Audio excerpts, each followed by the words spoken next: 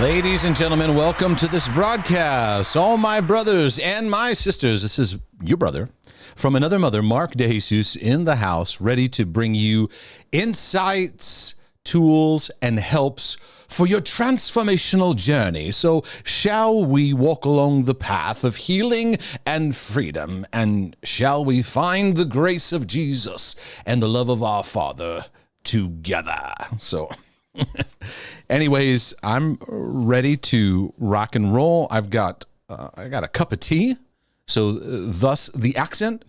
I'm spending a little bit of time having some tea. The tea I have is someone from South Africa recommended it to me. I think way back, a little bit back. I had in one of my lives, I don't remember which one, or one of my broadcasts, I had said I like to drink tea. I'm a big coffee drinker, but I also like to drink tea. And there's a lot of great selections. And I asked people's recommendations. Somebody gave me a recommendation from South Africa, Boku tea. I think it's, let me see here. Yeah, I think it's Bochu tea. Bochu? No, sorry, I'm spelling it wrong. Buchu.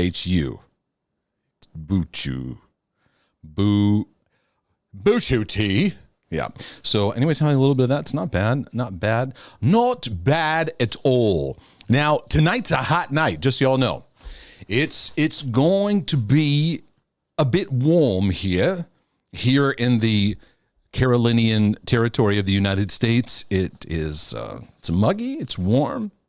It's kind of cool though, having a nice temperature. I've been able to sit outside in the evenings. It's been nice, but today it's quite a bit humid. So I have some good topics I'm going to get into. Just got back a couple days ago from a conference with a friend of mine, Matt Tommy. Ladies and gentlemen, Matt Tommy. It's like a good football name. Matt's from Georgia. Anyways, so I'm sure he's a Georgia Bulldog fan. You know, number 76 from Georgia, Matt Tommy. Anyways, Matt Tommy has a conference. He does a number of conferences, and you want to check him out. He has a network, thriving Christian artists that he mentors. Has quite a extensive community of people who have a passion for art, but also want to be equipped in how do I take what I'm doing, bring it to the next level, be able to do what I feel called and passionate to do even for a living.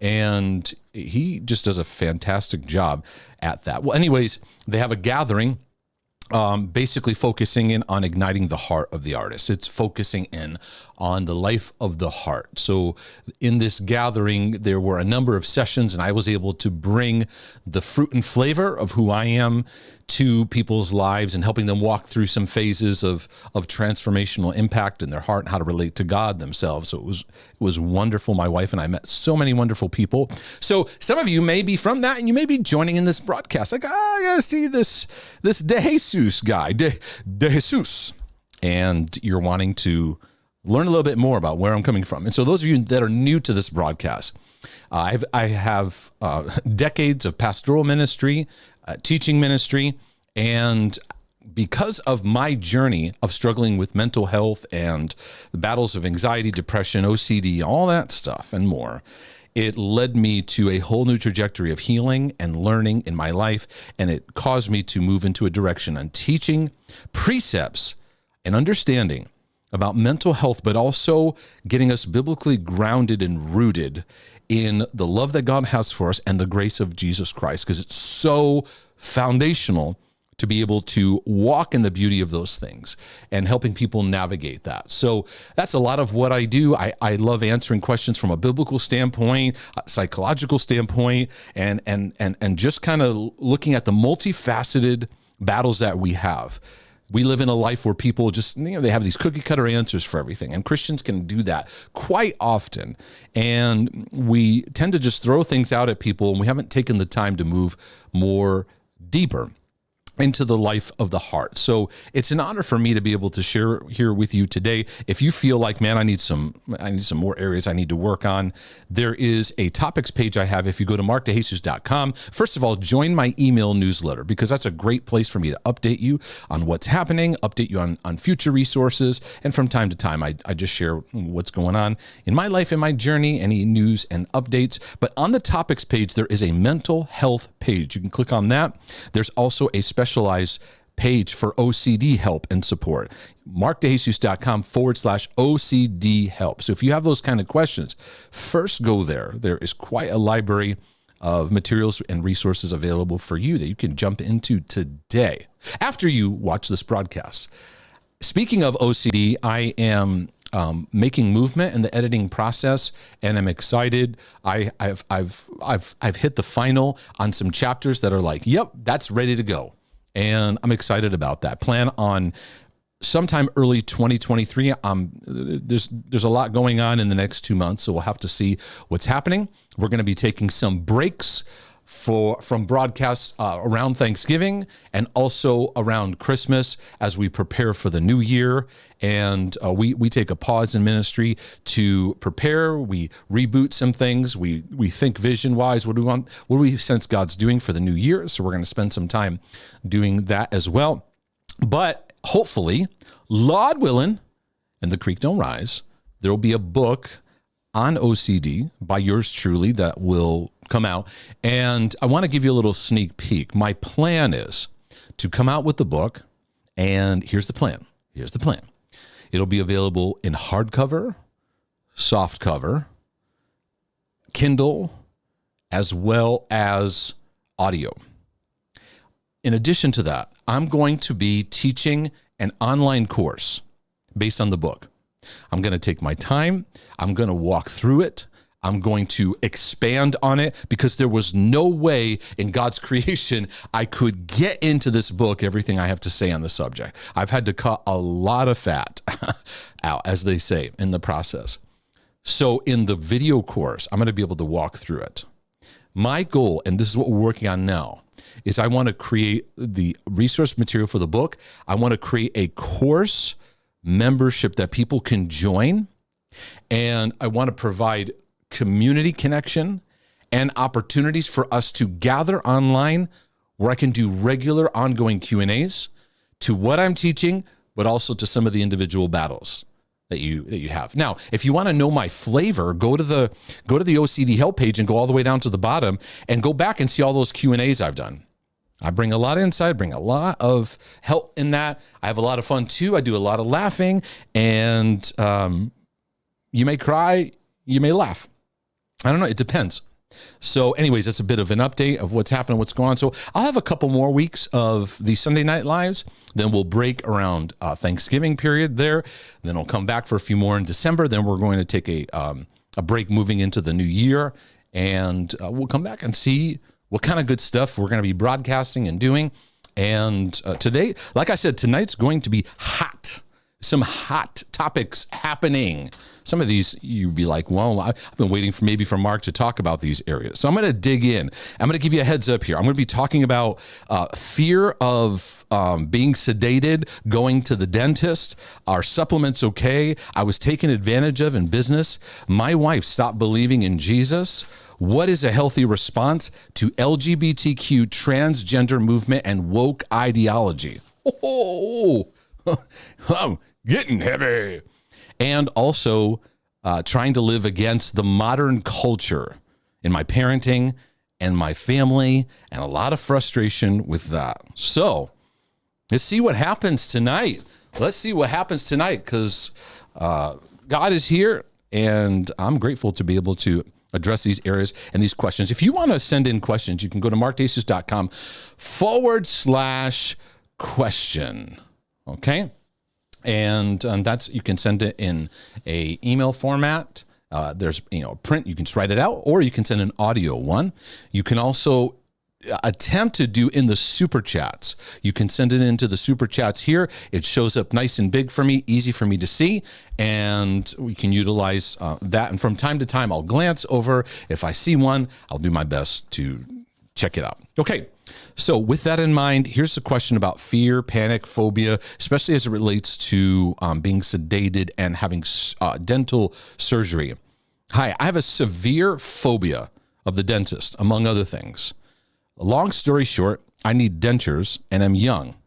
I'm trying to work up the courage to do this. I need to be sedated, which is also a phobia. All of these lead to paralyzing fear and panic attacks. How do I really begin to tackle panic attacks as they happen? I'm struggling greatly, and I cannot afford any counseling sessions, unfortunately. Thank you. Now, those of you that say I can't afford counseling sessions, I talked about in my video on limiting mindsets to your mental health. There is a limiting mindset where we go, I can't afford counseling, so it creates this shut-off thing. I can't afford it. I can't afford it, so it creates a shut-off mechanism.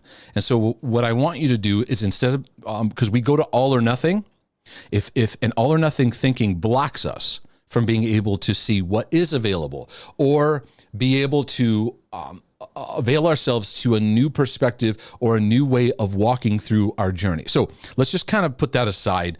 Okay, whether you have finances for it or not, we live in a day and age where there's so much material you can gain and learn and walking through how to begin to process these kind of things. Now, when it comes to phobias, phobias are basically specific fears that create an avoidance pattern.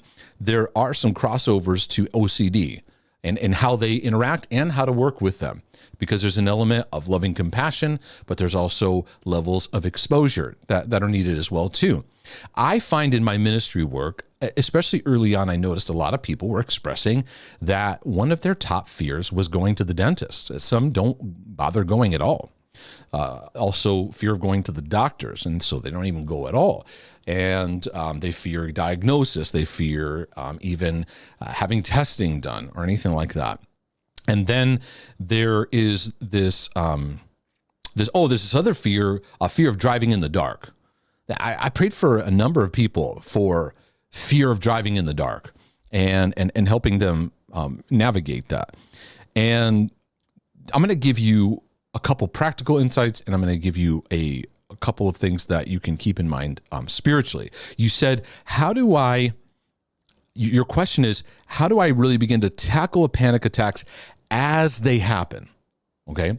I want to back it up, because we don't want to just wait till it rises up to then do something. Because then what happens is we're engaging, like fight or flight's engaged, and we get all out of sorts. I want to do work before the fight or flight's gaining up. I want to do the work because I realize I've got this enemy, and otherwise it's going to be this thing that's kind of hanging in the corner, and I'm going to keep kind of avoiding it, and putting it off. And the phobia says, okay, it's time for me to walk through this fear. So the first response you should need to have to this fear is not trying to stand up like a soldier and like push back, because that's very exhausting. I'm not going to be afraid. That aggressive kind of response can amplify anxiety. So now you're fighting anxiety with anxiety, right? I'm going to go to the dentist and they're going to say, maybe I'm going to be okay, right? And it's like, it's just going to create more stress. What we need to do is embrace the fact that what you need is love. It's the love of God that casts out fear, 1 John 4:18. And so we start with embracing you in love. So my feedback to you is to first start by turning to yourself in what you're going through, in loving compassion. And that starts with saying to yourself, it's okay that I'm not okay right now. I'm on a journey of working this thing out. I'm going to have to face it. It's going to take some time. It's going to take some practice. It's going to take some small steps. So what I would do practically is I wouldn't go, okay, on this date, December 1st, I'm going and I'm going to face my fear. No, what I would do is I would go meet with the dentist and just talk for a few minutes and let them know that you've got this issue and you're working through it. So now you get them on your team. And interestingly enough, I go to a dentist here in the area. It's a nice dentist, but it's not like super fancier. It's a newer place. They're somewhat new. And what I thought was very interesting is the environment was very nurturing. What I mean by that is I walked in and sat down, and they walked me through a bunch of questions. They had already had them online about how I felt about going to the dentist. Is this an issue for you? Do you have anxiety around that? And for the most part, I don't have a phobic aspect to it. I do have a couple triggers. Maybe I'll share that. Kind of funny, kind of not. But it's, to me, it's more of just like, because you got to sit there and got your mouth, put the thing in to get the water out in your drill, and there's all that kind of stuff. So it's more like, okay, I just want to get through this. None of it's really pleasurable. But what I found interesting was that the hygienist that was working with me, when I went in for the first time, she's like, how do you feel? Do you have any anxiety around this? Is there any way we can help you to feel safer or better about the experience? And I was like, I'm all right. Let's just do it. But I told her, I said, I really appreciate that. And I appreciate how she was very compassionate, wasn't very sterile. And so they go ahead to the cleaning. Now, I do have this one trigger when it comes to the dentist. When they have that round thing that, what is it? The brush, kind of, and they're going, oh, no. Before that, the needle that's like spray, I think it sprays like a very intense spray to clean the plaque off your teeth. And every time they do that, it brings me back to a memory when I was a kid. Now, I remember dentists back in the early 80s, right? I mean, it was a totally different time period there. My dentist was, not to make fun of this, but he was severely overweight, severely obese, and he had a chain smoking problem. And back then they just smoked wherever they smoked. So his ashtray was there. And he would, as he's working on me, he'd have his belly like hanging over onto like my chair, and it's like overlapping onto me while he's working on me. I got the cigarette going. It's like, all right, Mark, we gotta check this out here. Meanwhile, my mom's sitting over there, and he's like flirting with her, right? And I'm this, little kid, 7, 8 years old, like, this is cute. Like my righteous indignation's kicking up. It's probably some early OCD. Like, he's hitting on my mom. This is not godly. This is not appropriate. And I'm ready to like stand up for her. In the car, I was like, Mom, I did not like the way, and she's like, Mark, he's just a silly old man. Back then, we're like, all right, we're going to clean your teeth now. And make a few comments, and the cigarette right off his lip. This is welcome to Gen X 1980s living. Well, anyways, he does the cleaning, and for those of you who have the dental problems, you may need to like pause for a second. He's doing the cleaning. Yeah. All right, we're gonna get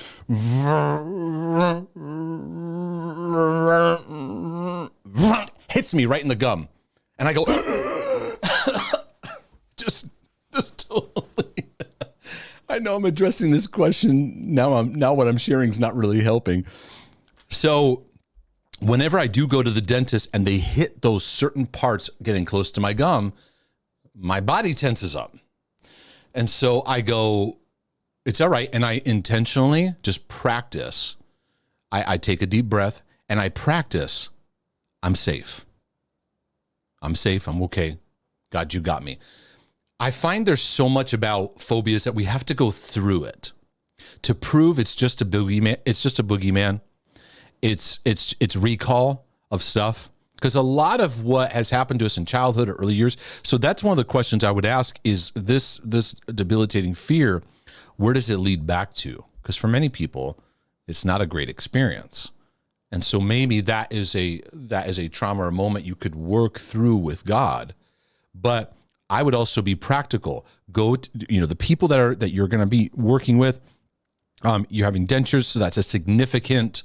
You have a significant, either tooth loss or something that's happened, and so you have some major work that's going to be done, and so it's a big deal. You have to be patient with yourself and loving and kind to yourself as you're walking through this.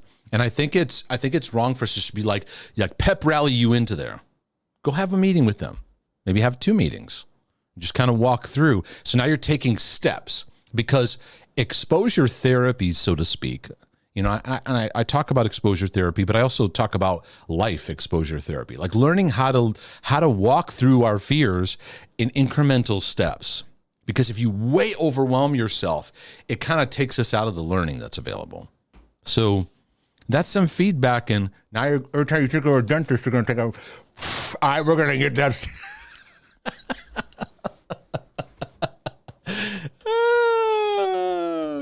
Somebody wrote, my sister puked on the dentist and she didn't have cigarette ashes in her mouth. Yeah, it was back then. They weren't like computing. There's the, we probably should not smoke or anything like that. So anyways, that's my take. But I would recommend, I will not fear, begin walking through that, because it'll help you to really show what fear does, what it wants to do, and how it seeks to infiltrate our thinking. Highly recommend that as a application. So next question. This has to do with supplements. I know you speak against addictions, and I can see why, as emotions are meant to be processed and faced. Yeah, amen. Amen. And addictions do prevent us from working through the emotion that we, whether it's pain, emptiness, woundedness, that we need to work through, because addictions alter our state. They create some kind of chemical change to us, whether it's disconnecting or something euphoric, or what we would call a dopamine hit, and doesn't allow us to work through what's needing to be worked through. However, question here, what are your thoughts on supplements? I don't want anything to hinder the journey I'm on, and I'm curious as to your thoughts on supplements below. I've talked about nutrition before, and you can go back to my video on mental health nutrition. I talk a bit about my journey. Supplements are fine. There's the key thing is you want to get the nutrition in your life from the foods you're eating. And in the modern food diet, we have an intense amount of calories and very few nutrients. You follow what I'm saying?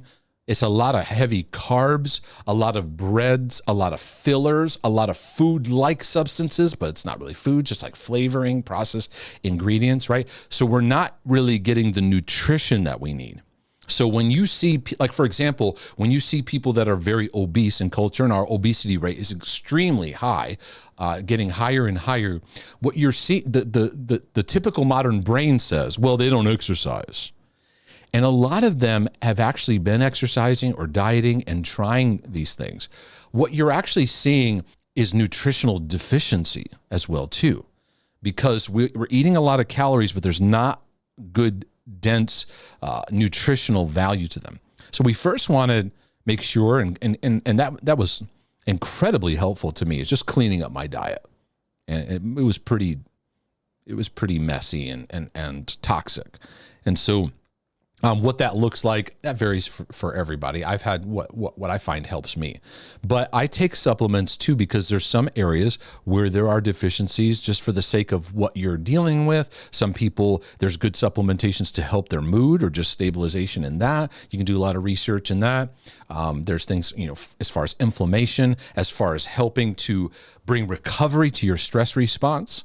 So I think it's fine. Can you go overboard with it? Yeah. And if somebody gives you feedback on that, hey, you're going overboard, you're obsessed with this, then maybe consider, all right, I might need to put this in balance perspective, right? So anyway, next question. Hold on, I got to take a sip of my boku or bochu or buku tea.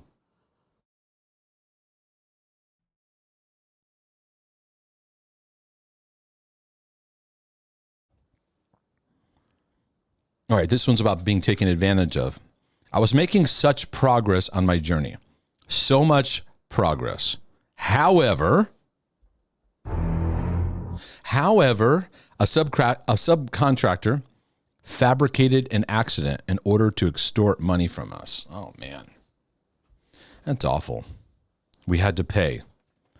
I'm having a very difficult time processing this, as we treated him with the utmost kindness and grace, and were betrayed by him. He took advantage of us in a major way. How would you process this?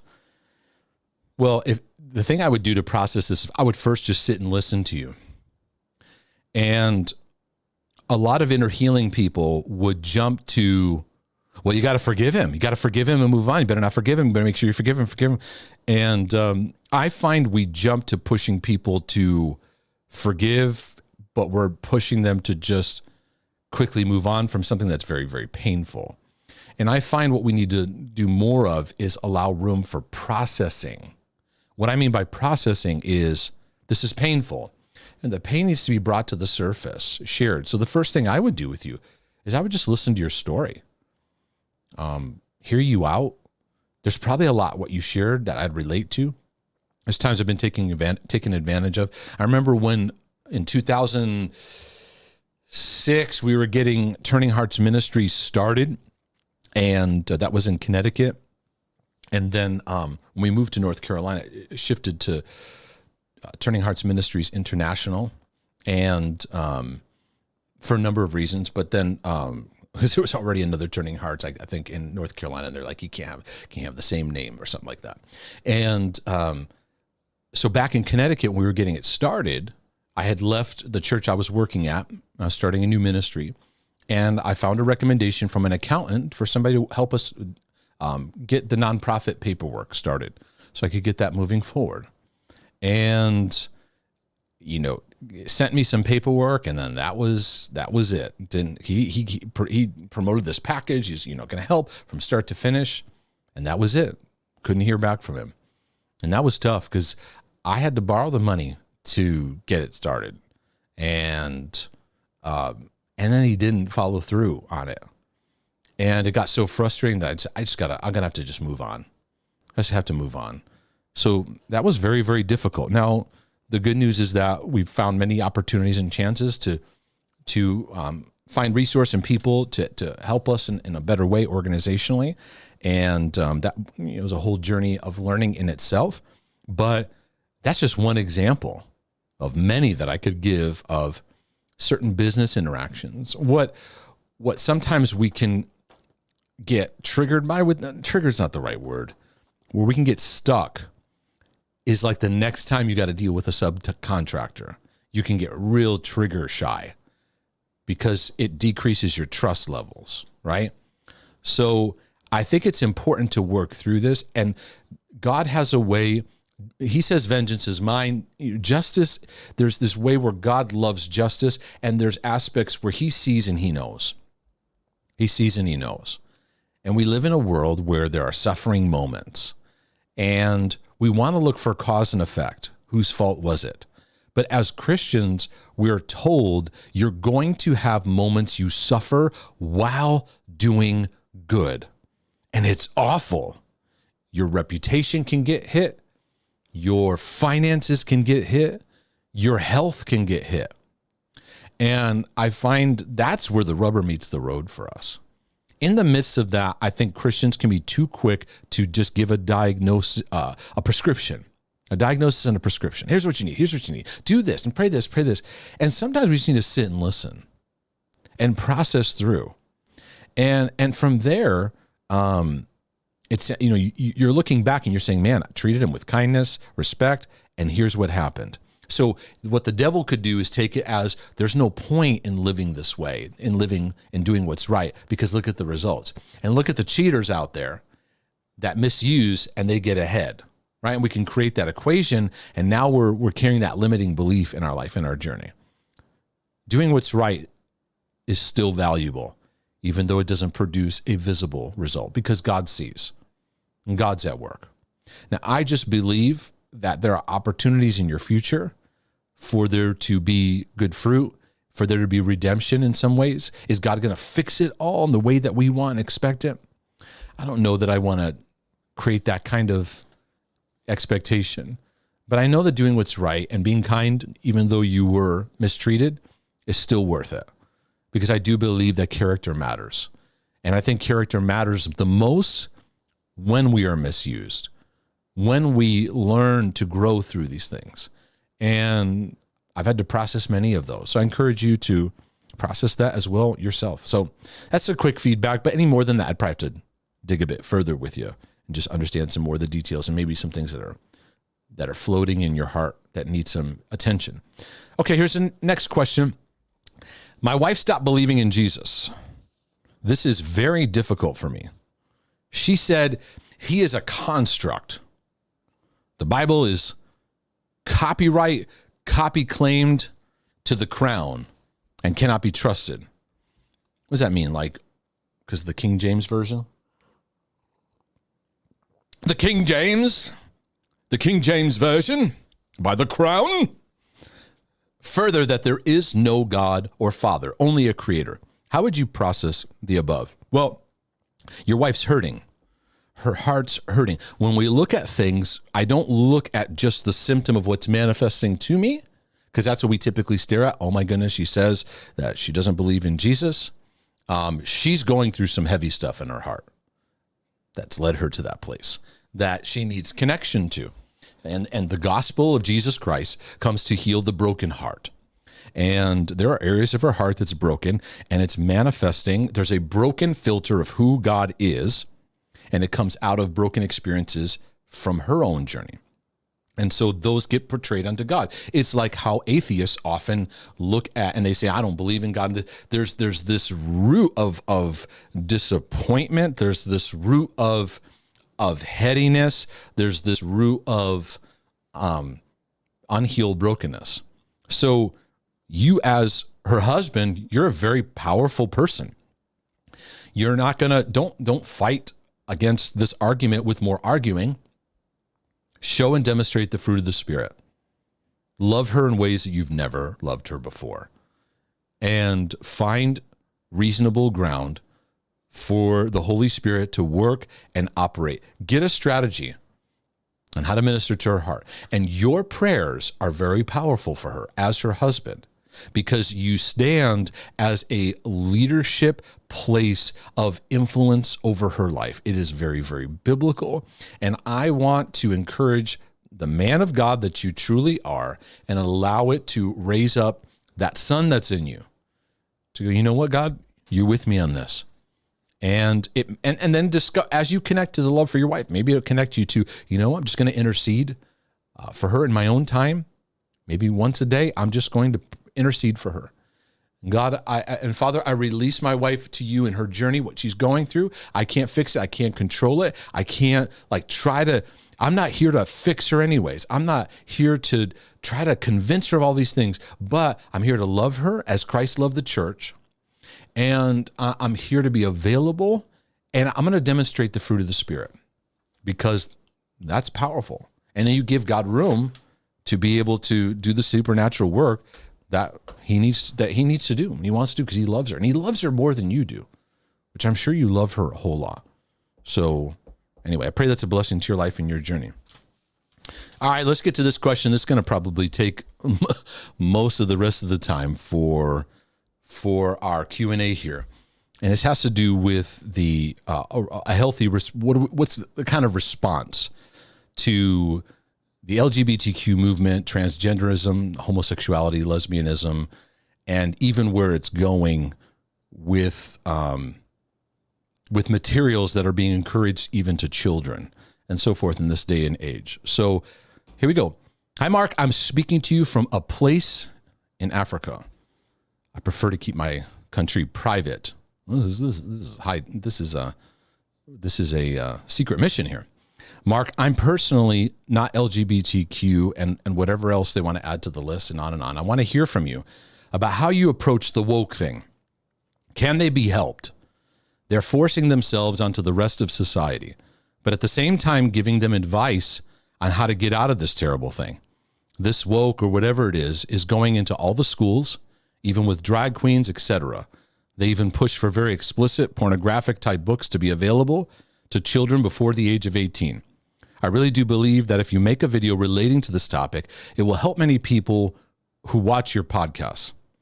Oh, and not to exclude their agenda to get small children to decide if they feel like being a boy, if they have been born naturally, that being a female and vice versa. Please consider discussing this tragic issue. I and my family love watching all your podcasts, and they're very enlightening. God bless you. So I want to tell you, the first thing I want to say in response to this is I've been in a long season of grieving. I've been in a long season of grieving. It hasn't ended. I'm still in the midst of it. I'm still working through it. I'm still allowing God to walk me through this valley of grief. It's grieving. We are watching a fundamental breakdown of society in the family structure, especially. We are watching a fundamental breakdown of identity.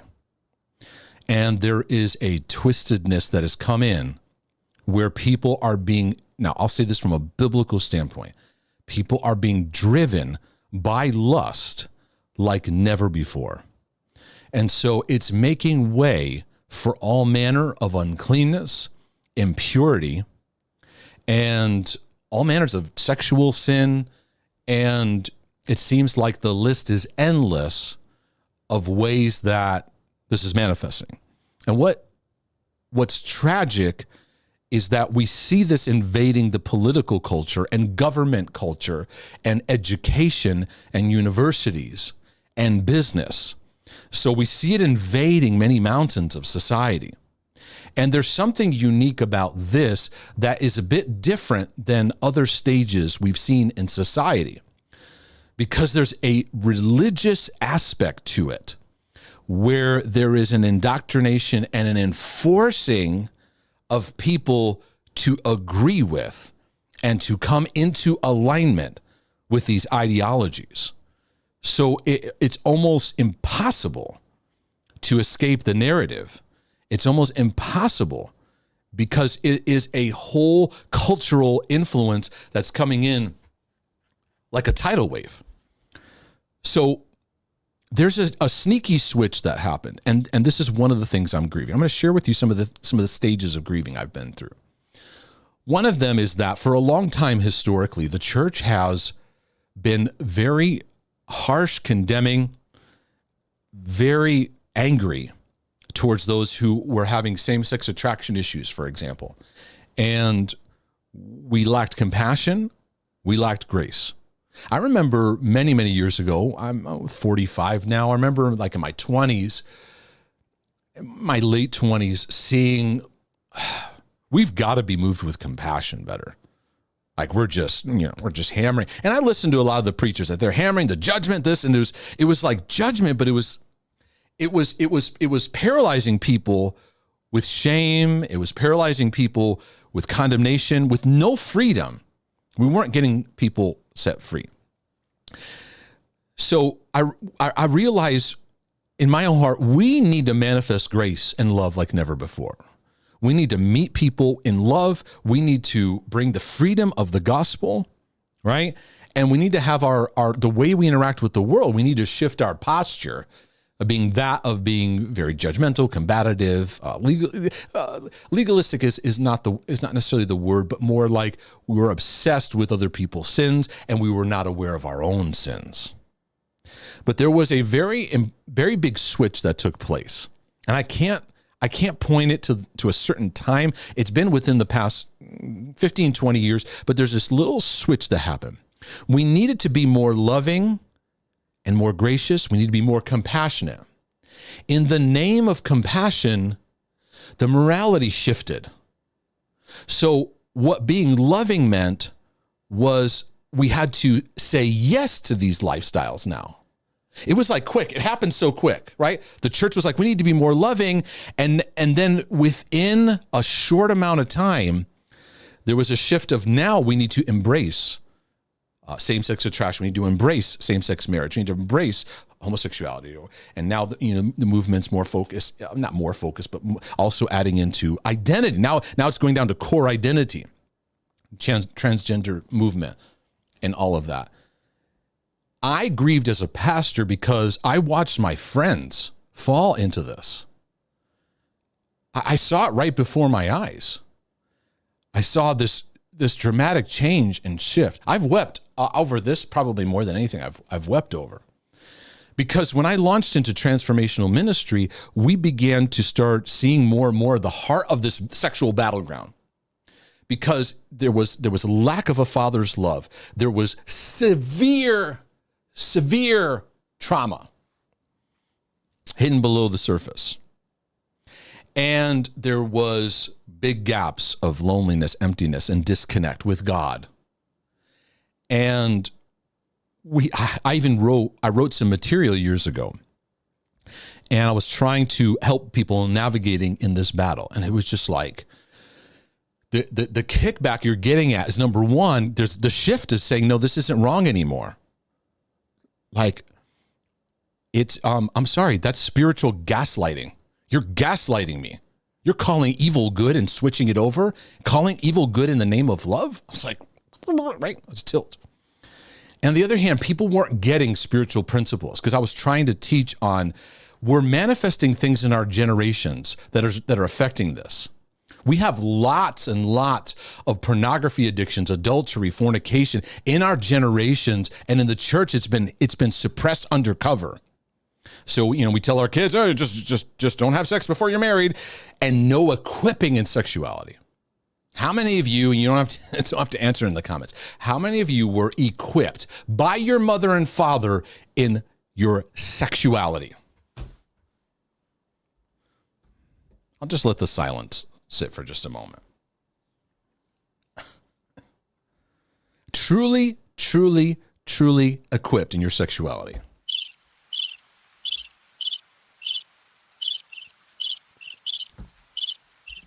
And so it created a movement. This is a whole nother subject in itself. Create a whole nother movement of reaction, because many people said we were under a intense purity culture, and the purity culture was save yourself for marriage, but it was this oppressive thing. And now many people reacting to that and like throwing that whole thing away. And it was like, wait, you can't talk about purity without the love of the Father.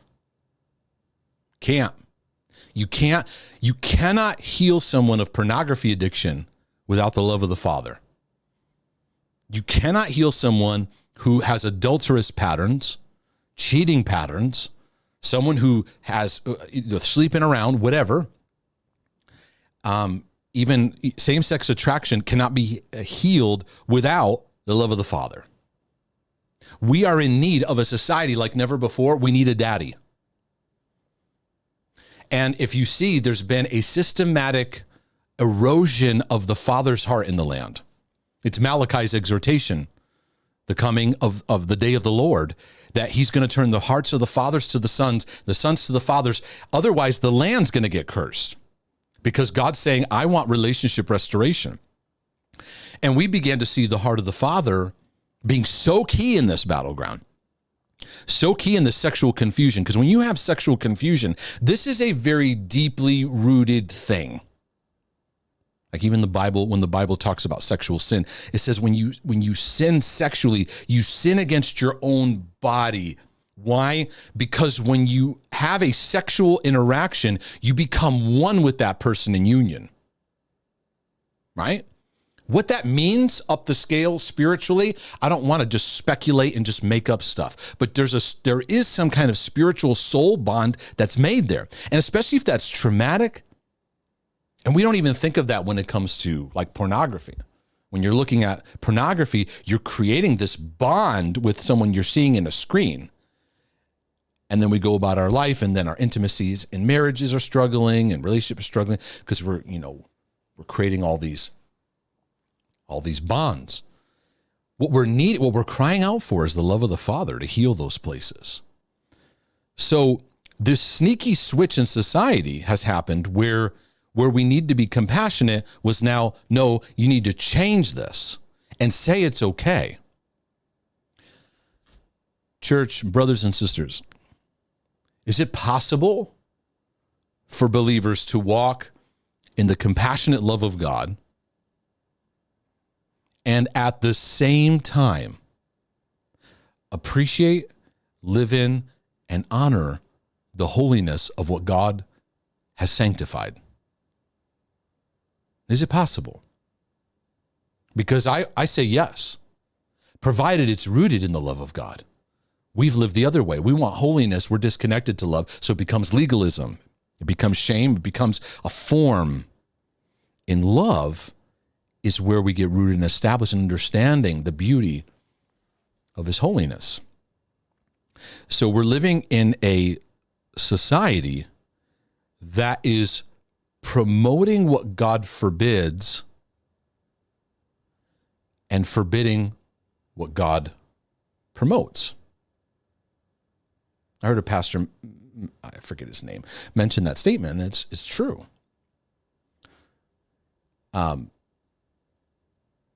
Anyways, I was trying to remember his name. Vody something. Yeah, if you did Pastor Vody, he made that statement. I heard him. I haven't heard a lot of his materials, but some things he talks culturally make a lot of sense. Where we are promoting what God forbids, meaning these areas of sexuality, these areas of identity, these areas of family, these areas of how we do life. And then we're forbidding what God promotes, which is what? The work of the gospel to transform your whole life as you walk on a journey with God. Providing that, we are pointing people to the gracious nature of the goodness of God to walk with us, because this stuff doesn't heal overnight. We're talking about generations that is building up to where we are now. And I would venture to say that one of the key root components of what we're seeing in sexual confusion today is the generational absence of a father's presence in the home. Mother's there too, for sure. But the attack is on the father, because the father reflects the father's heart. And when the father's heart, our heavenly father, is not reflected, that empty space gets filled by the father of lies. Satan wants to be your daddy. And in my healing journey and your healing journey, we're trading daddies, right? Meanwhile, in culture, the father is just being put down and put down and put down and put down. Meanwhile, we're trading the truth for a lie. Don't be bewitched, my brothers and sisters. Because right now, I believe that we are living in this switch where evil's being called good in the name of love. So now words are being changed, and now love is just love. Love is love, whatever you want it to be. No, love is what God made it to be. I'm holding to what he says, because you want to get to the bottom core nerve of what moves Mark de Jesus. It is the family. I don't care how big a business grows. I'm happy for you. I don't care how big a church grows. I really don't care how big a church grows, how big a thing grows, how influential you are, how many followers you have, how much money you have. If your marriage and your family is not being rooted in the love of God and the truth that sets us free, stop everything you're doing. Stop everything you're doing. Who cares? Yeah, but Mark, who cares? Who cares? Now, I'm not condemning parents whose kids are going astray or struggling, family broke. We're all jacked up. We're all broken to some degree in some area, in some arena. What these movements need, and they are crying out for, is a father. And what you see being pushed away is that father's presence, because he brings healthy alignment with who you are. If you struggle with your identity, you lack a father's voice to tell you who you are. The father told Jesus who he is. This is my beloved son, who I'm well pleased. Jesus had to hear that. Sinless Jesus had to hear his father tell him who he is.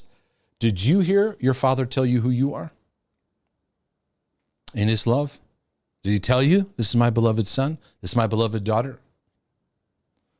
Did he tell you in whom I'm proud of? I'm proud of you. I'm pleased with you. I'm proud of who you are. Did he equip you in your identity to raise you up so that you could face the resistance that Satan comes against Jesus and says, if you are the Son of God, if you are the Son of God, if you are the Son of God. So what you're seeing manifest is a sexuality that's manifesting the lack of a father's heart in love to equip sexuality. Christianity has been thousands of years behind in equipping people in their sexuality. When you have a sex drive and you're 12 years old and you see an attractive woman, who helped you with that? Who helped you navigate that? Right? And most of us just grew up in a don't do the bad thing. Well, what do you do with a sex drive? What do you do with attraction? What do you do when dopamine's rising? What do you do when you have urges and cravings? Your father helps you. Father helps equip you in that. So because of this absence, we're rejecting, because the societal breakdown in the United States, every societal breakdown that you see on the news, everything that's hitting the headlines goes back to the lack of a father's presence. And when you take that out, you then break down the family order and structure. Because as you see, we're seeing a family system breaking apart. I'm not talking about even just parents being together. Oh, we've been married 20 years. That's wonderful. I'm talking about husband and wife, you're one. Because now is the time more than ever for husbands and wives to turn to each other and go, who cares if we have all these other things going on? If you and I are not good, we need to learn how to love each other. And we need to learn how to have humble relationships with our kids, to sit down and work through and navigate. I spend a lot of time investing my kids, and they're both at those ages. My daughter turned 12 this week, and my son Max is 14. We have lots of conversations about desires, urges, and we bring it all into the light, talk about it, and share about it. Now my kids have their journey. I don't want to set up this picture that they're just going to head to this perfect painting, right? But I want to be about the solution and equipping for these battlegrounds, because we live in a world now that's turning and going, no, giving options that are not of God. Because fundamentally, transgenderism moves people into rejecting the Creator and declaring what you made was a mistake. That's painful. So how am I going to help that when you're telling me it's wrong for me to help you? Another stage of grieving, I feel like, because I believe in a way we're in Romans 1. And I know many of my OCDers and I thought I was in Romans 1. It's me right there spinning out about Romans 1. I got a depraved mind, a reprobate mind. It's me. God's handing me over. Right? We're spinning. Your OCD. You got to get my OCD materials. But there is a legitimate movement in culture of that happening.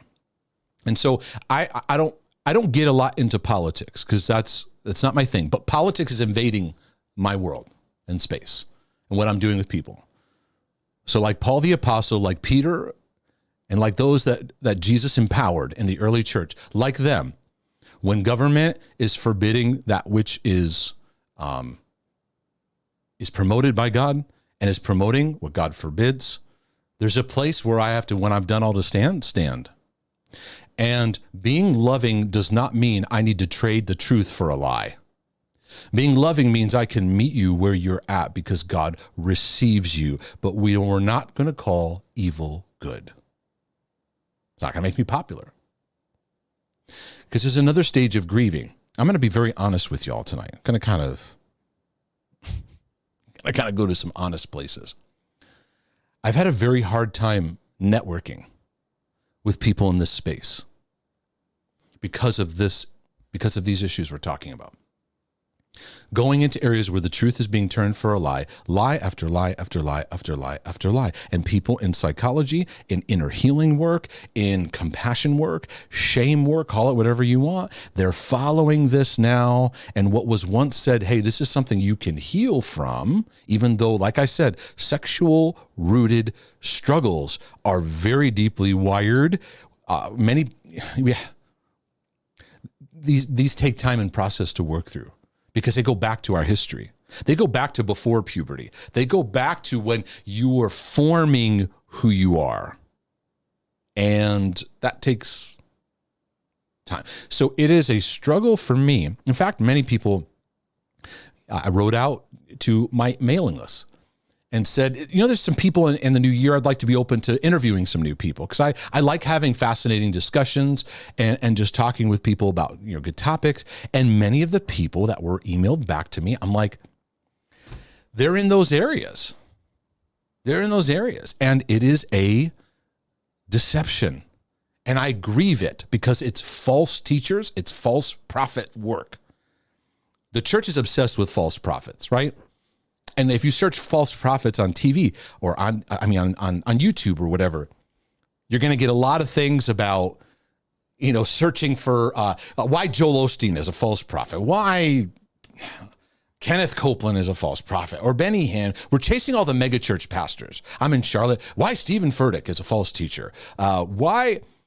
And I'm like, we're just chasing the people that are famous. And we don't see right in front of us. I'm watching church denominations split right in over these issues, because the false teachers have come in. We look for the high up people to go, oh, yeah, Joel Osteen's a false prophet. He's an encourager. He's not the spokesperson for these issues. Let's stop asking him and looking to him. And we don't see the false prophets. They're wolves among sheep that are pulling and using a false compassion. I remember talking to, this is one of my heartbreak conversations. I was like, I don't even know what to say. Pastors I was sitting down with, that they, in their denomination, they just went, okay, we're going to vote on this, what we should do about marriage. So if you believe in same-sex marriage, stand over there. And if you believe against it, stand over here. like, what? This is how we're going to decide things? We're just going to have a have a nice little vote here. And I think part of the problem too is that the church has had problems with being powerless. We're not getting to the root and heart of people's battles, so people go elsewhere for help. It's just the truth. No one's going to church for help with their anxiety, depression, bipolar, schizophrenia, OCD, their gender confusion, their sexual addictions, their marital problems, their children problems. That's everything people struggling with. And they don't go to their church for that. I mean, I'm kind of laughing, but I'm at the same time weeping. Because this is why I left the church I was working at to go, I want to be a part of the solution. I want to start healing hearts and setting people free. And there came a wave of resistance. Our president, a number of years ago, Barack Obama, changed his posture on marriage and made an announcement. He made an announcement that he changed his position on marriage. And marriage for me is precious because I'm fighting for husbands and wives to walk in the love that Christ has for them. There's a war. Satan hates husbands and wives because it represents our marriage to Christ Jesus. He hates it. So if your marriage is under assault, then welcome to the team because he hates it and wants to attack it. And I believe that when the president, because the president sits at a place of influence. If you want to look at it spiritually, there's like a gate of what they allow. And I believe a gate, when he made that announcement, opened up because after that, you saw a massive shift and change. I'm trying not to get political here. So please don't write to me about politics, this president, that, and, Obama, Trump, Biden, whatever. Okay.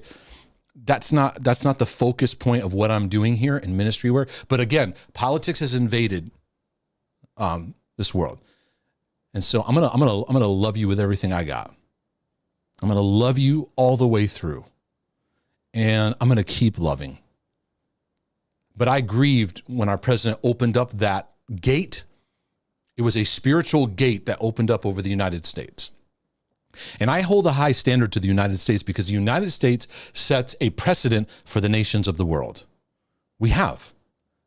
Historically, the United States was set up to be a evangelistic voice to the nations. So we set up shop and sent out like crazy.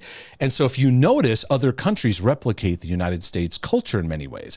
Music, trends, fashion. You can go in the middle of nowhere and see somebody with like a Bon Jovi t-shirt or something like that. It's like there's so many things that have come out. So I do see there's being an important role in the country. I'm also grieving, though, a country I don't recognize and what we honor, what we celebrate, what we hold up as value.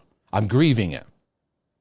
I'm not going to go shout and condemn, tell everyone, they're going to hell, all that stuff. That's just not, I don't believe that's a way of approaching this. But I do believe we are living in Romans 1.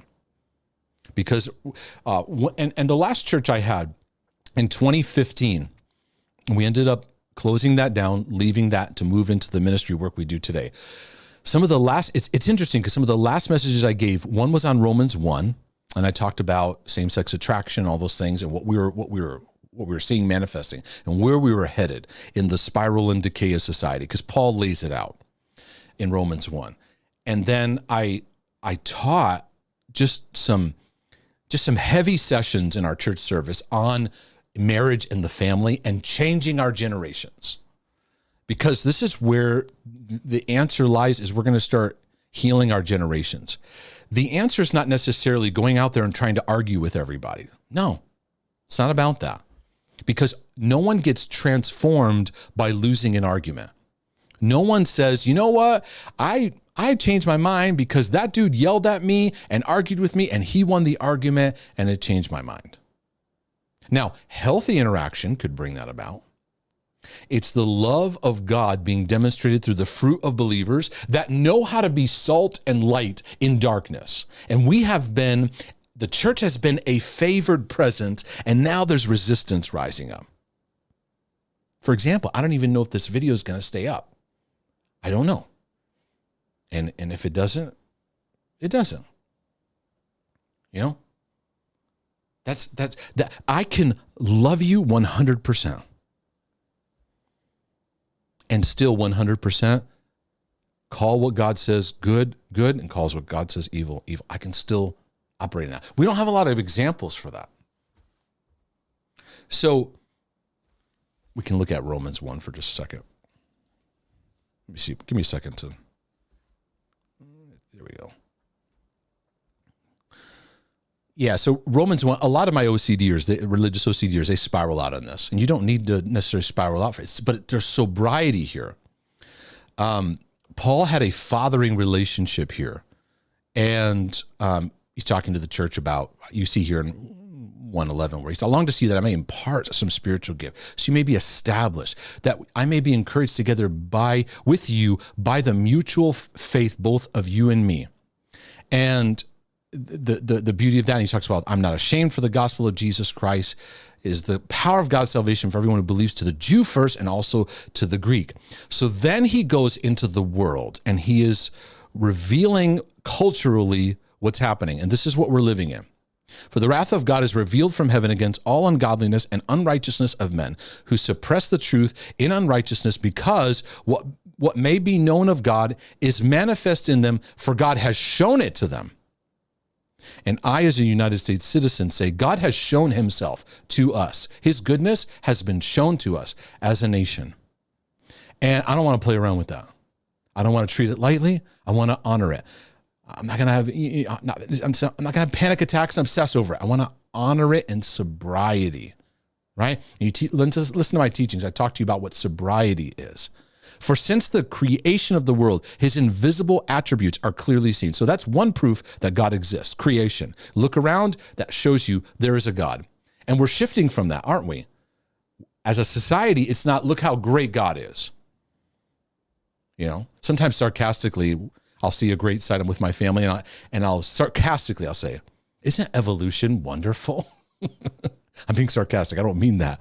It's just like, you know, anyway, for it's meant to show you the glory of God, being understood by the things that are made, even his eternal power and Godhead, so that they are without excuse. Because although they knew God, so basically we're aware of God because of our conscience. There's a sense of awareness that there is a God. That conscience is a homing beacon, that he's a God. So I recognize my need for him. And then also creation shows me who he is. And it's meant to lead us to bowing the knee to who Christ is. And so Vodi Bokum, I think was his name. It just came to me. So that they are without, where am I?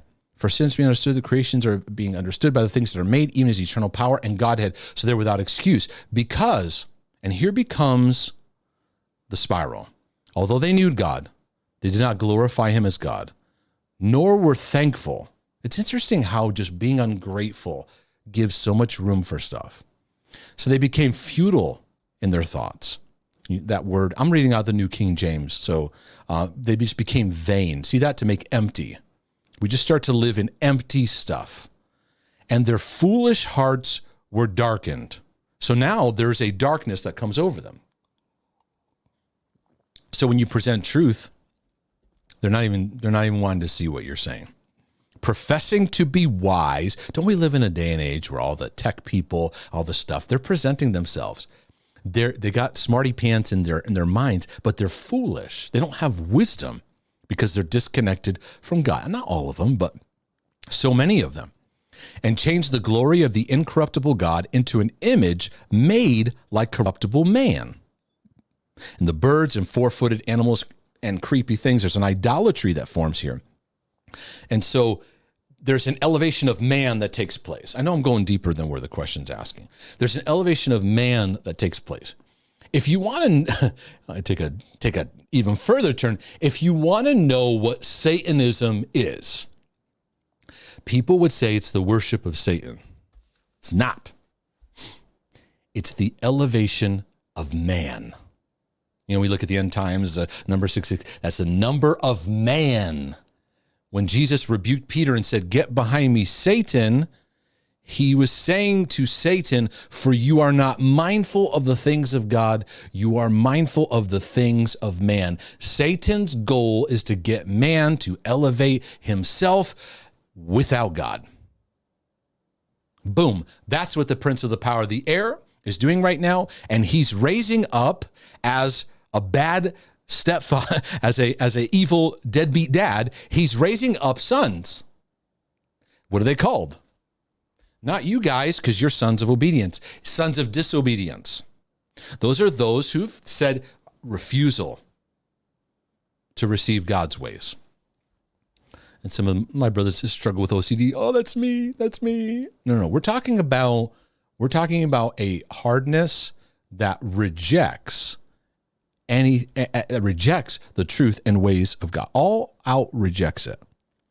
Okay, so professing to be wise became fools, changed to glory. Therefore, God gave them up to uncleanness. So we're in a stage where God's giving the world over to this. This is what you want. So now it's going to reproduce quickly and fast. It's going to replicate. You see it happen societally. It's already becoming a part of society. It's already becoming a part, like the person wrote. This lust thing is being driven down even into our school systems.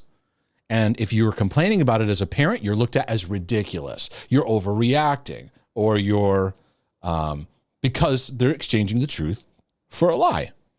And so God's saying, okay, that's what you want. There you go. Now, a believer may struggle with things.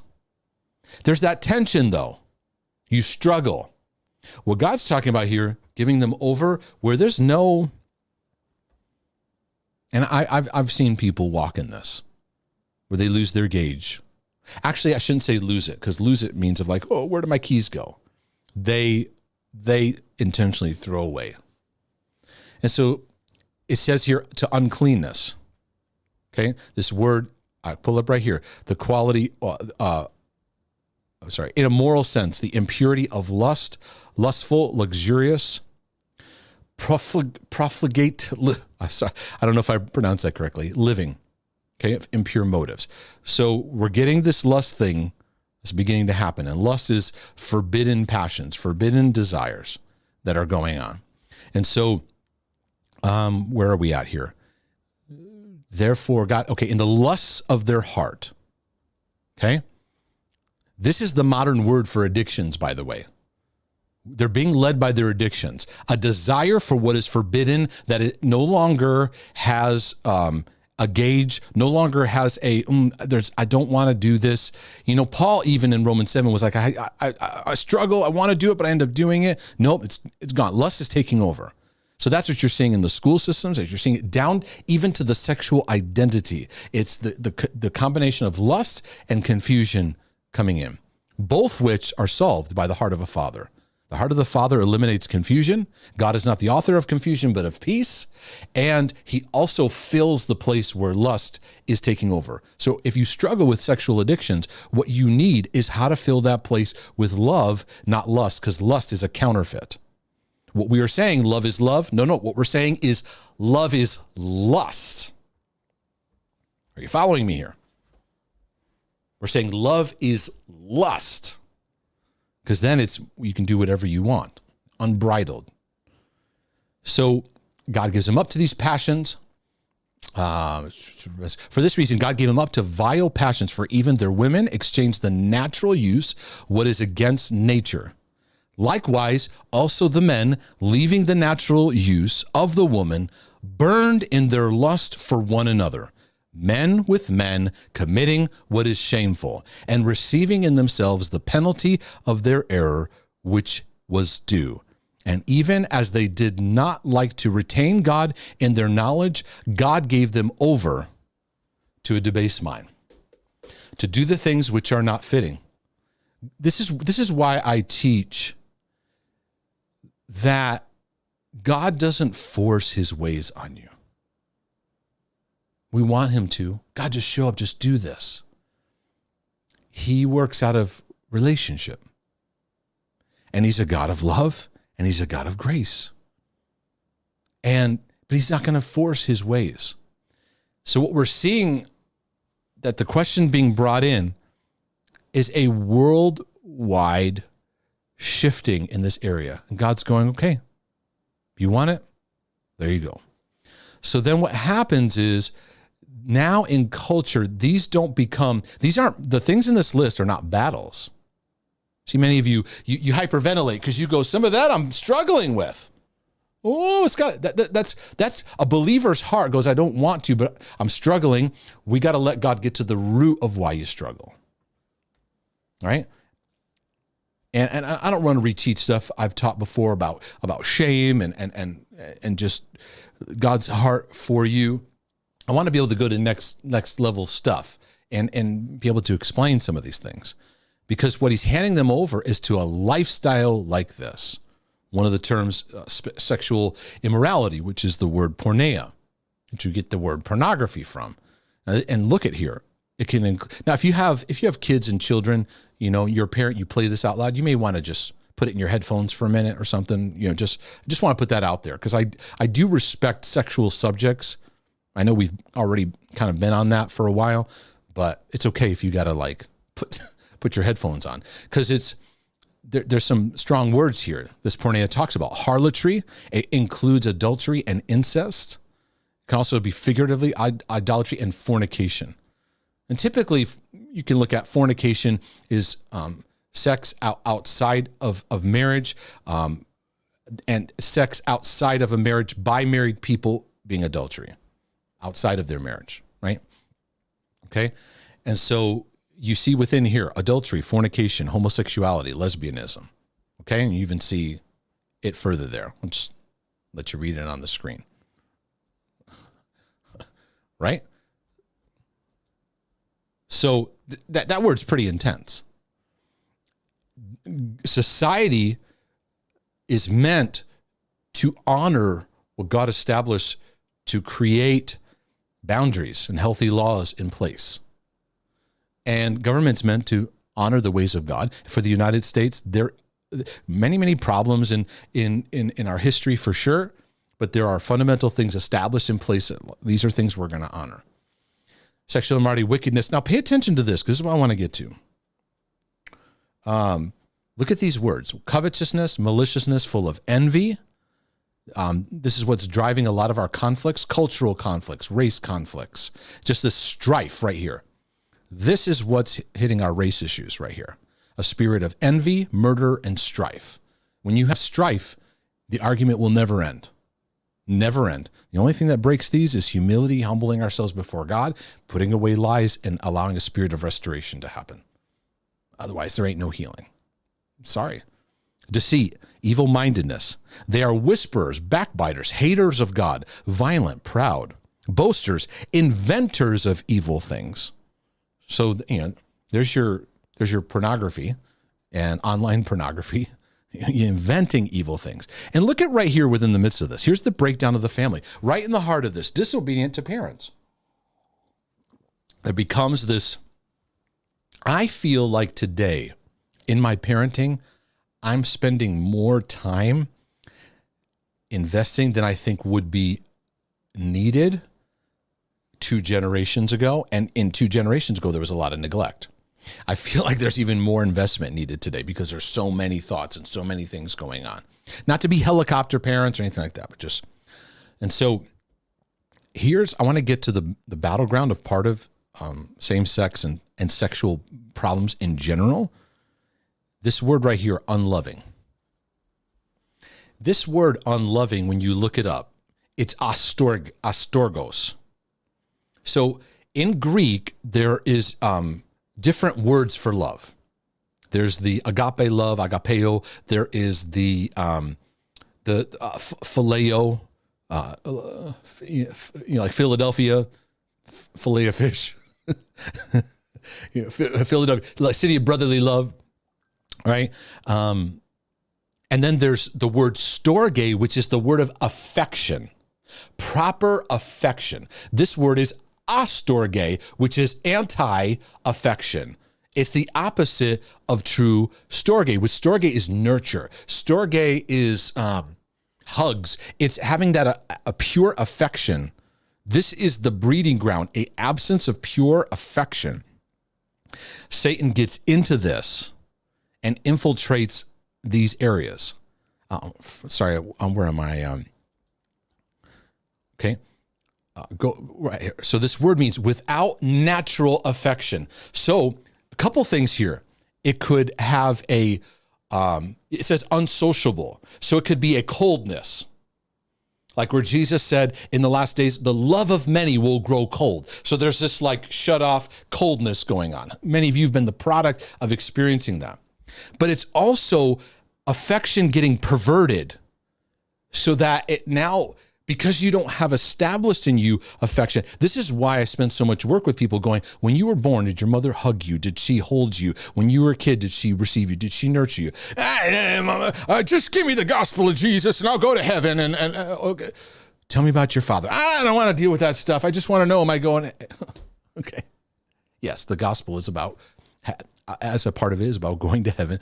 But can we let God walk with you through your journey, heal you, mature you? Goes back. What was affection for you? So I've already hit on so many things. We haven't been equipped in a father's presence, love, affection, equipping us in our sexuality. I wasn't.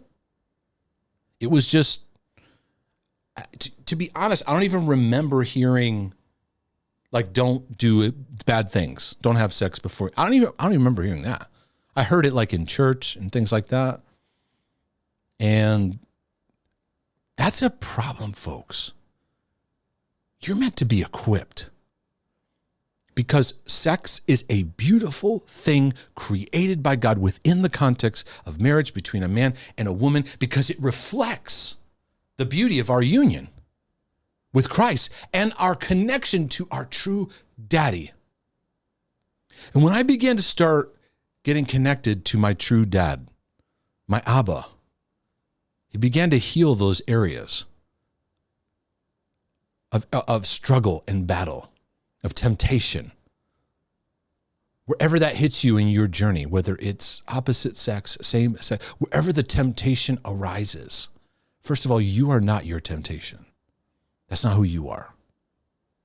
But in order to gain freedom, it needs a journey, it needs love, it needs shame removed so we can move into healing. And here's another thing that's happened. Beware of this, brothers and sisters. Shame has been twisted too.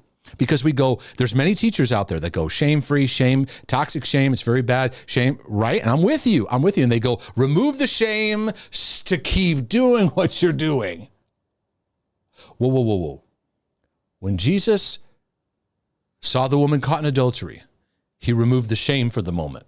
From that moment, he removed the shame. He said, where are your accusers? He who is without sin cast the first stone.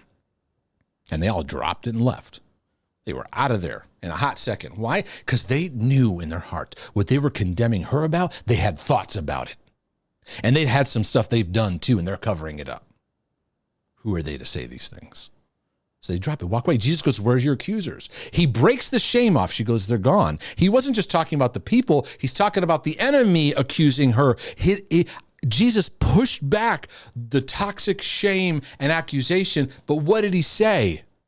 Go and sin no more. The father of lies is doing a shame work, breaking the shame off of people and telling them to keep going in what they're doing. Be aware of this. Just be aware of this. Somebody wrote in the comments section, that's the importance of walking in righteousness. The Father knows the impact it will have on us. He is such a good Father and offers a way out. Yes, we love because he first loved us.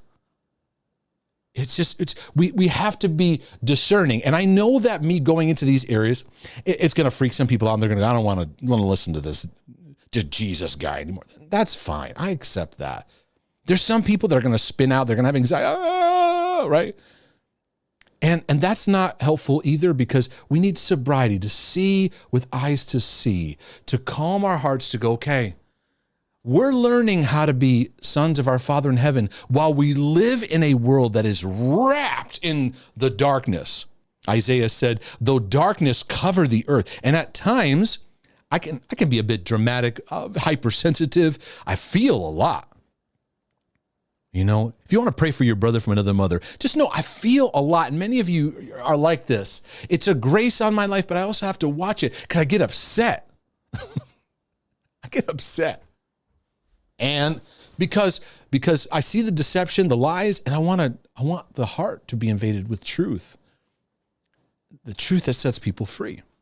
So this unloving thing, let me go back to this, right? Without natural affection.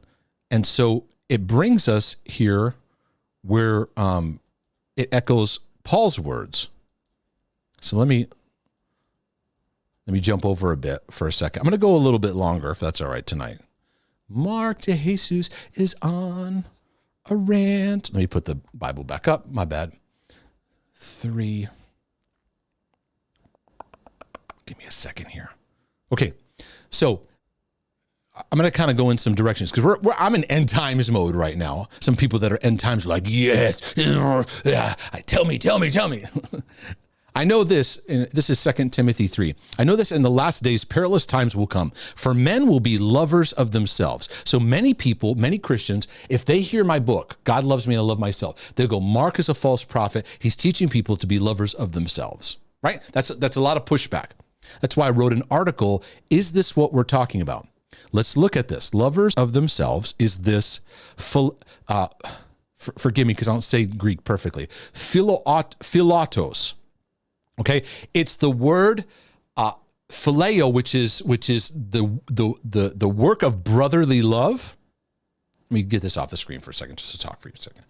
Lovers of themselves is this philatos, phileo love, which is brotherly love. What does that mean? It's love of me sharing with you, but it's auto. It turns and I make it about me.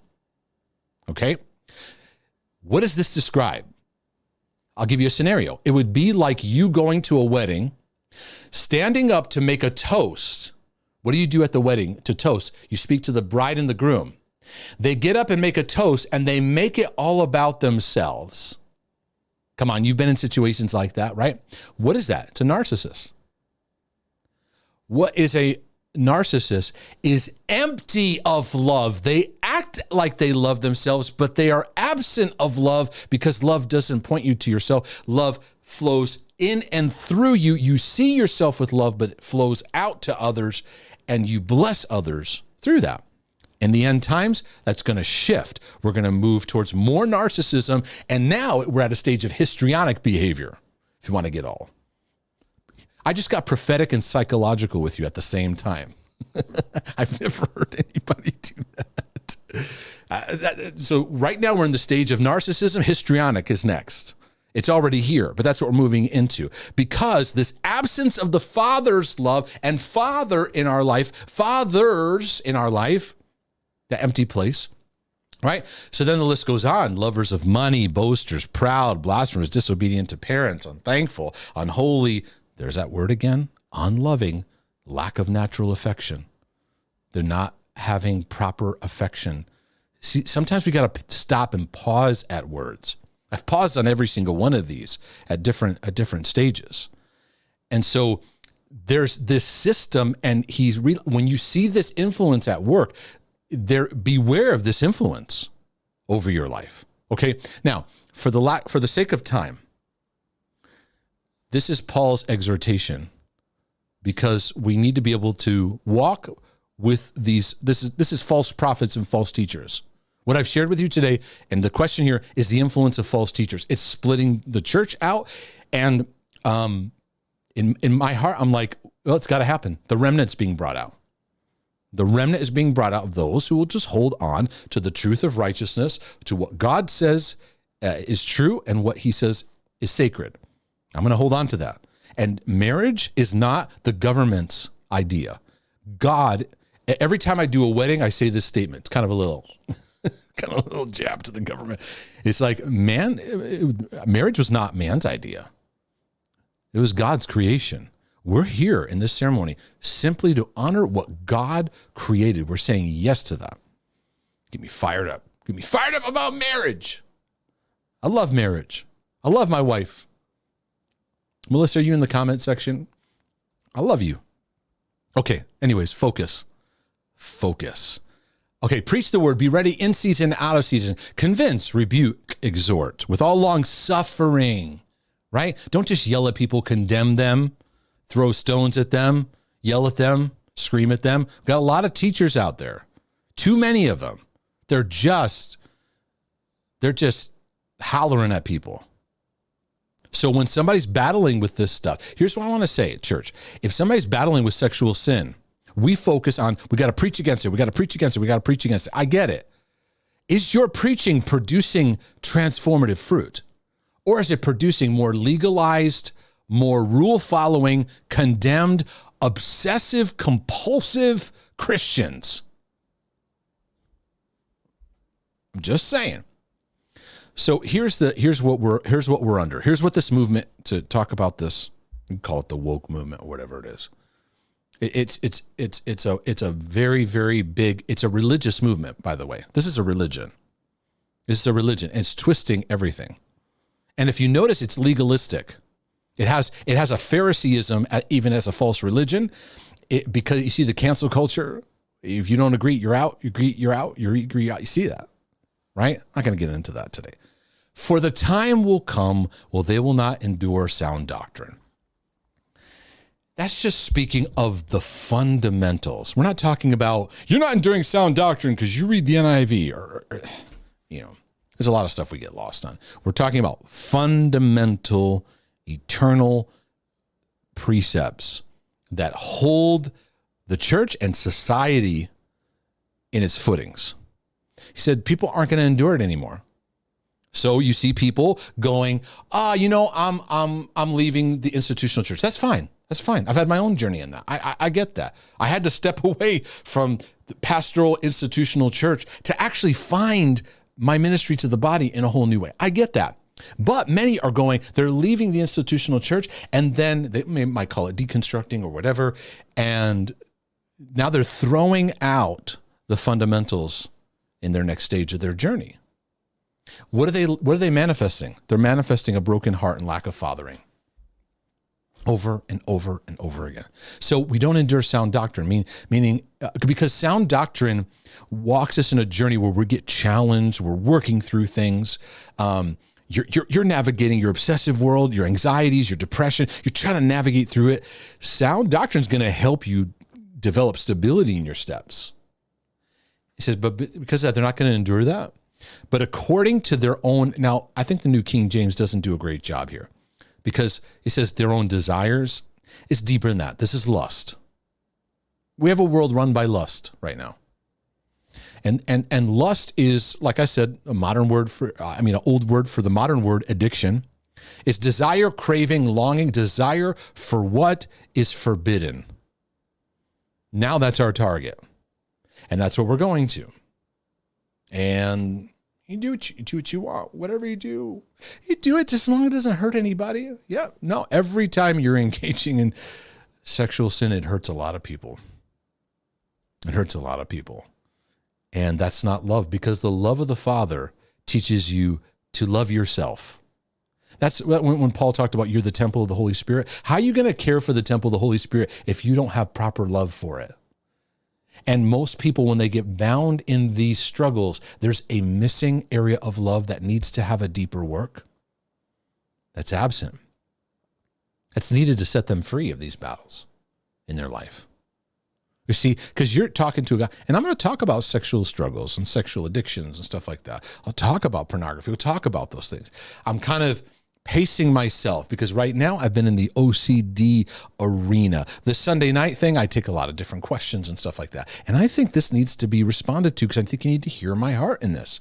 So what will happen, according to their lusts, because they have itching ears, right? Because that stuff's old. And there is a part of the church where we're getting like stale. And what the church is doing is we're trying to be likable rather than being love. There's a difference. There's a difference. We traded loving for being liked. We want to get likes. We want to promote something nice looking to attract people. I'm not saying that's evil. I'm not saying it's wrong. But there's a spirit behind what we're doing. We're trying to be liked rather than loving people. Because loving people isn't pleasing them. Loving people isn't doing everything they tell you to do. Loving people doesn't mean agreeing with their values. In fact, sometimes the most powerful place of love is when it stays engaged, but it girds us in truth. Those of you that have addictions or you've been in recovery groups, you know those moments where somebody has to stand and go, man, I love you, but I can't go into this sin with you. It's codependency. It's calling evil good. I can't do it. And that's love. But the addicts may go, you don't love me. No, it's love. You see? And so we develop itching ears. We need to hear something else. So they're going to heap up for themselves teachers. And will turn away their ears from the truth and be turned aside to fables. So my answer to all this that's been shared, I appreciate this question being sent in. And when I read it, I said, you know what? I need to talk about this. My wife and I have grieved a lot. And I'm not done grieving. As I continue to grieve through, I believe there's going to be insight, more and more insight in how to navigate that. So I invite you to grieve as well too. 2 is we need to really invest in our families. So if you're married, invest in your marriage. Just stop what you're doing and just improve your marriage. Get on your knees together and ask God to just help you in your marriage. If you're single, in your circle of friendships, people you talk to sharpen each other. Just sharpen each other. It's by our love for one another. We need, and that's one of the things, the Hebrew writer says, keep meeting together, keep talking together, so much more as that day approaches. It's like we need to find ways, and some of you don't go to an institutional church, you have small groups, you have things, or whatever you're doing. Believers in Christ Jesus, I'm connected to you right now in this way. Find ways to build each other up, encourage each other, to build in who we are, to fight for one another, to, instead of fighting with each other, against each other, fight for one another. Marriages, let's fight for our kids, because we fight the counterfeit by building that which is good. And that's why I spend the majority of my time building my marriage and my family. I'm not a workaholic anymore, because I don't want this to overtake the sobriety of who I am as a father. And I realize to many of you, I'm a brother to you. I'm not going to go around and say, well, I'm a spiritual father to all you people. I don't like throwing that around. I don't like when people throw that around. It's kind of awkward and goofy, but many of you have written to me and you say you feel a kindred connection to me.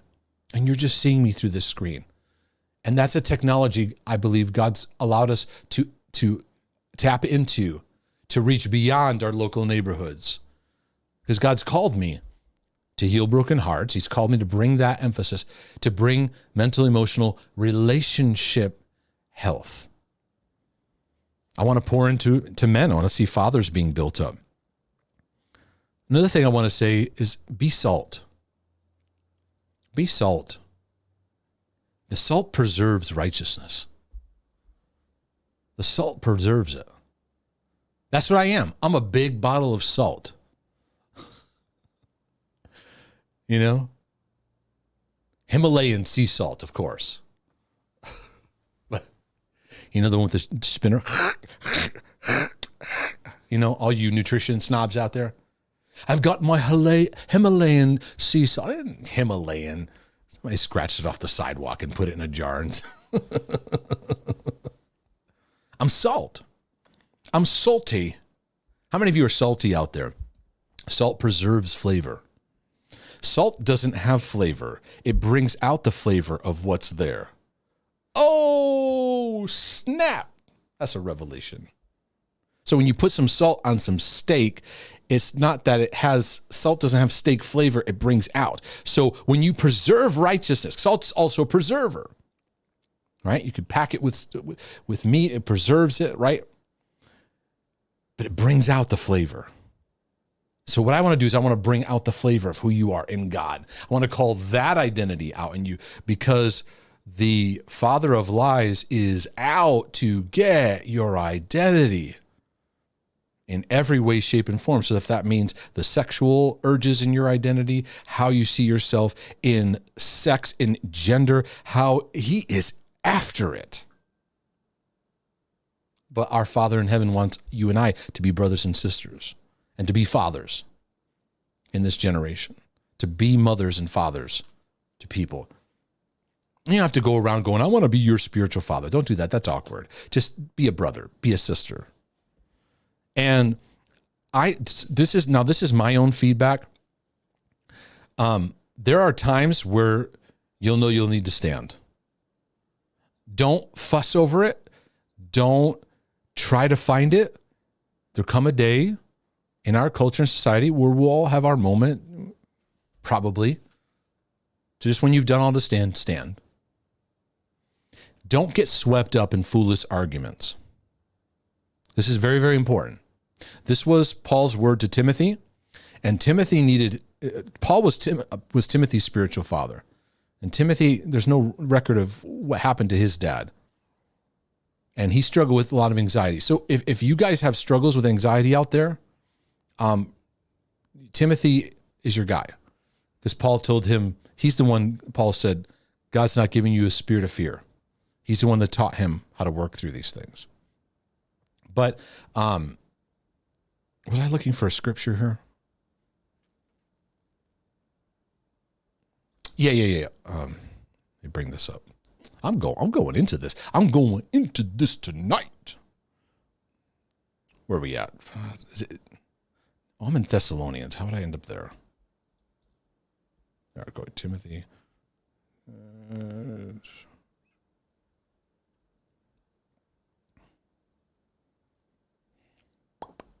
Give me a second.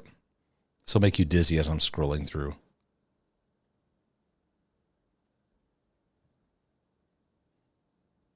You ever have this thing where you go, is that 2 Timothy or 1 Timothy? I'm looking for a servant of the Lord must not strive. I think it's in 2. Yeah, here we go. As you can see, I've already got it. I've highlighted it. It was just before Knowing the Last Days that I read before earlier. Okay, right in here.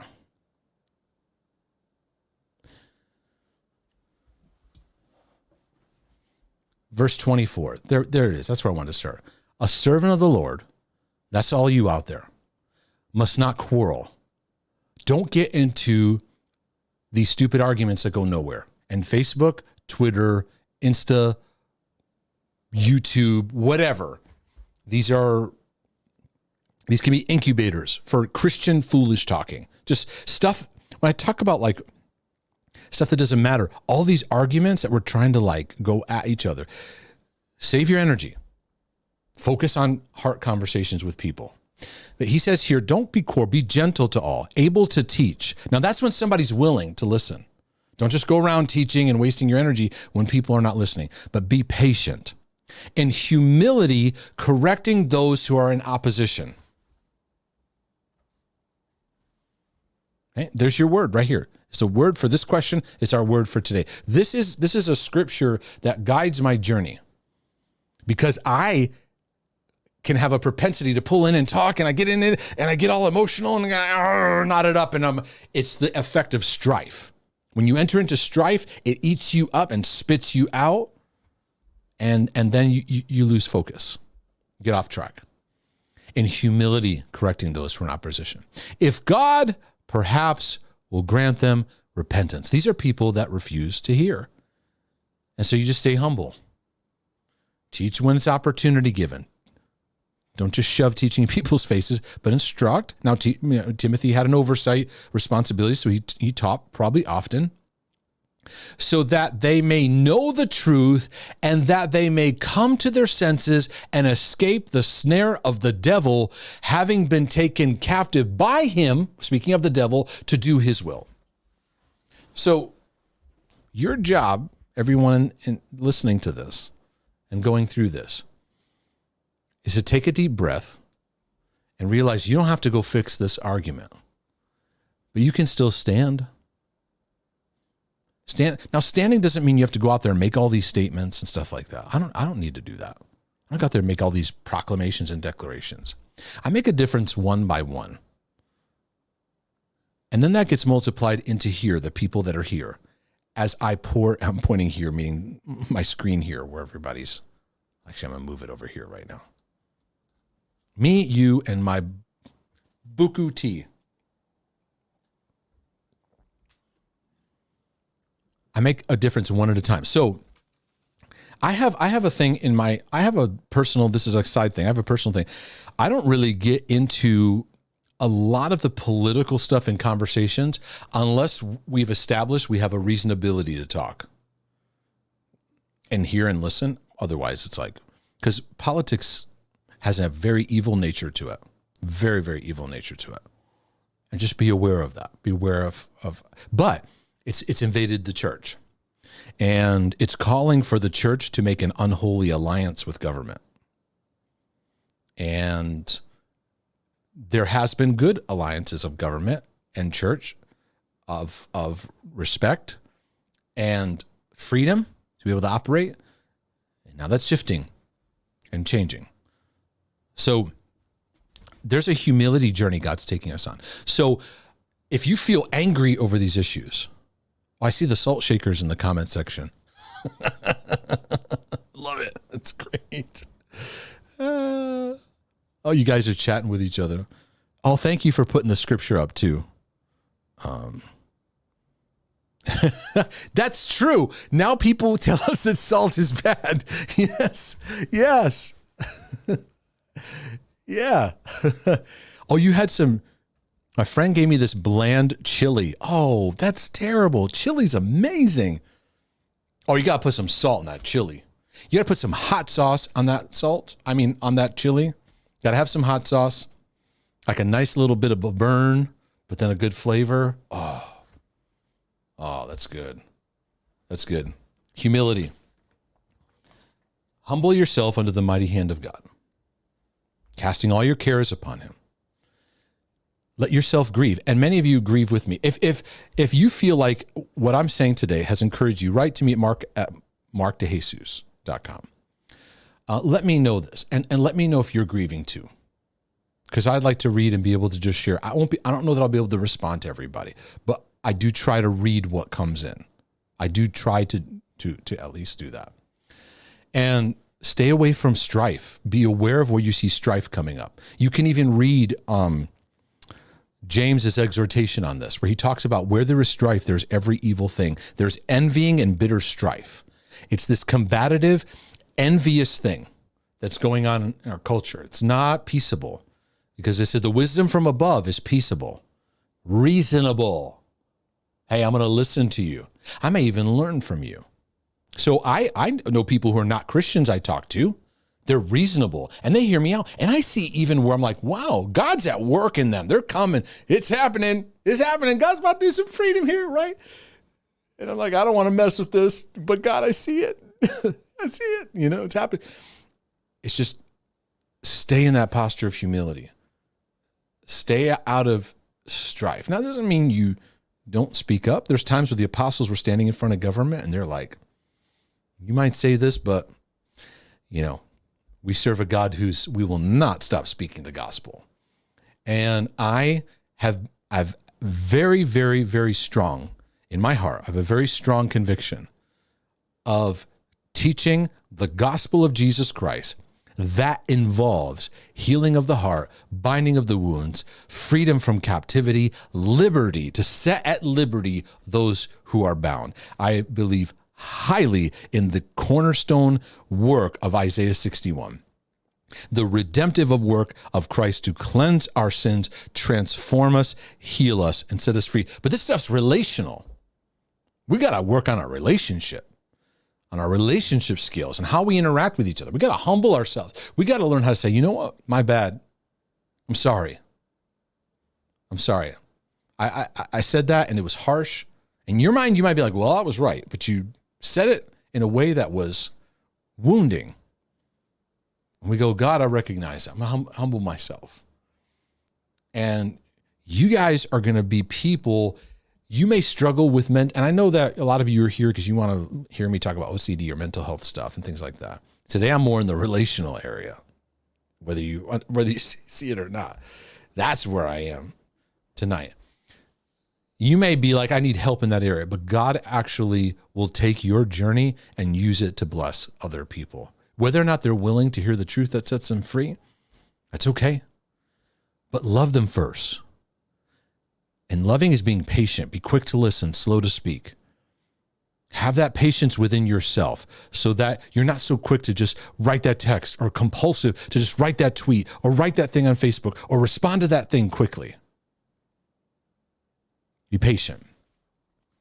And I'm just glad to be able to share this with you today. I pray it blesses you. I pray it blesses your journey. There's more comments here than I could probably even walk through. So I pray it was edifying and encouraging. Oh, I do see my wife in here. She says, I am, boo. Love you. Love you too, hon. This is great. We're walking in this together, and please write to me. I want to continue to be your brother, and let me know if it impacted you in a good way.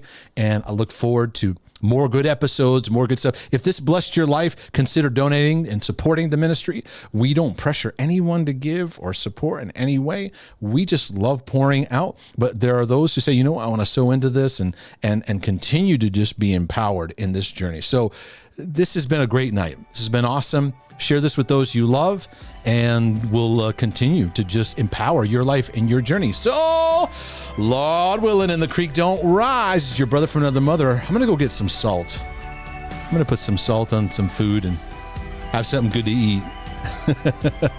Look forward to seeing you next time. I'm out. I love you.